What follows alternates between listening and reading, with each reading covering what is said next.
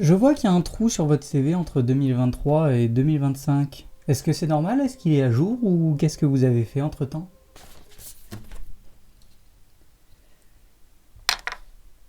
Je vais être honnête avec vous. C'est la question que je déteste le plus au monde ou presque. Et c'est pour cette raison que j'ai pas envie d'être un salarié, que j'ai pas envie d'être freelance et que j'ai envie d'être 100% à mon compte. Et que tant qu'à faire, j'ai envie d'aider les gens. Ça devrait être le seul travail qui existe, la seule façon pour gagner sa vie et qui serait plus vraiment d'ailleurs un travail mais une activité. Comment est-ce qu'il est possible qu'on pense qu'il faut qu'on se justifie parce qu'il y a une période sur laquelle on n'a pas bossé? Qu'est-ce que ça va bien changer à ta vie? Qu'est-ce que ça va bien changer au travail que je peux apporter? À la limite, je peux avoir un peu oublié dans certains domaines, comme c'est le cas dans le mien, c'était le développement en dernier, développement informatique. Je comprends qu'une personne qui n'a pas codé depuis un petit moment peut avoir perdu la main. Mais dans ce cas-là, on en discute. Laisse-moi une semaine et je vais travailler chez moi. Et je vais retrouver toutes les facultés que j'avais avant. Ou alors, on fait un essai pendant une semaine, je viens gratuitement et je vais te prouver que je suis totalement capable de faire le taf dont tu as besoin.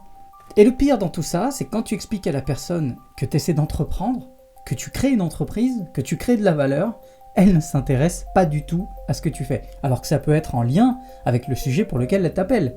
Mais non, ça ne les intéresse pas. Tu entreprends, tu sors du système, on ne veut pas savoir ce que tu fais. Il faut que tu rentres dans le moule.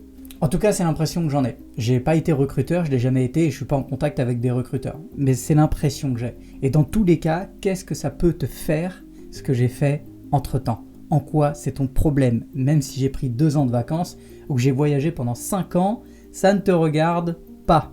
On est là pour discuter de mes compétences, de ce que je peux t'apporter, du prix que ça va te coûter, et non pas de mon temps et de ce que j'ai fait dans mon temps. Ça me rend fou.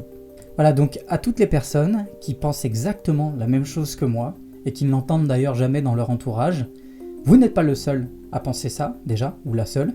Et en plus de ça, il est peut-être temps de vous dire qu'aujourd'hui, il faudrait que vous réfléchissiez à une façon de gagner de l'argent par vous-même, à une façon de créer une entreprise qui vous correspond, qui vous parle, et pourquoi pas même d'aider le monde à évoluer, d'apporter votre pierre à l'édifice. Moi en tout cas, c'est ce que j'ai prévu pour ma vie.